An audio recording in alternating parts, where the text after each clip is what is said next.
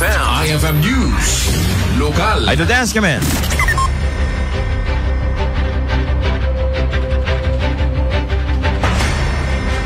Namiti deta bulok na cellphone-en. Paunay mat deti anata yun. Gurka idol din sa one boses mo nga di ka mangagan. Go!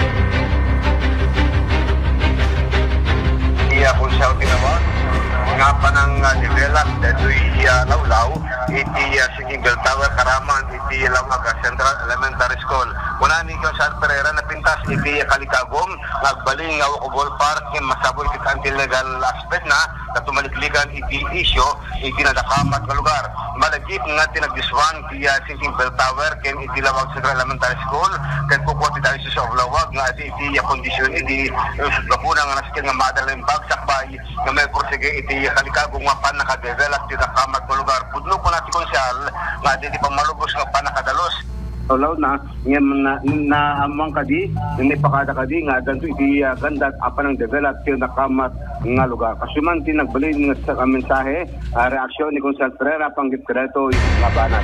Yes, it's a good project. I greatly adore such. However, as a lawyer, during the interpellation, we were able to come to know through one of the heads in department heads in the city government that they seek permission from the diocesan bago nila nilinis po yung area na gusto nilang i-develop. So they were granted permission. But when I made a follow-up question, did you ask permission of your intention to develop that area to become a walkable park? Ang sabi naman hindi. So I made a follow-up question. You ask permission to clean, but you're not going to ask permission on your intention to develop the property. So it will resolve to the issue. Why do you need to ask permission? Dahil nga po, hindi naman po absolute na pag-aari ng city government yung property. Dahil may history po yun na pag-aari po yung property na yan ng diocesan. It was donated conditionally, kaya ngayon pure gold.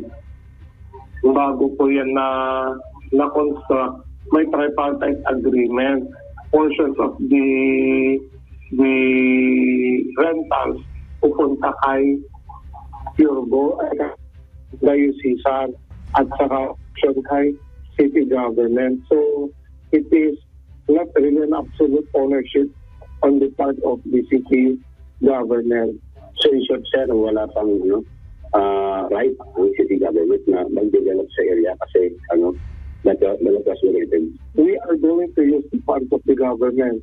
So if we're going to use the funds of the government to develop something and that property is owned by the government conditionally, we need to respect the condition.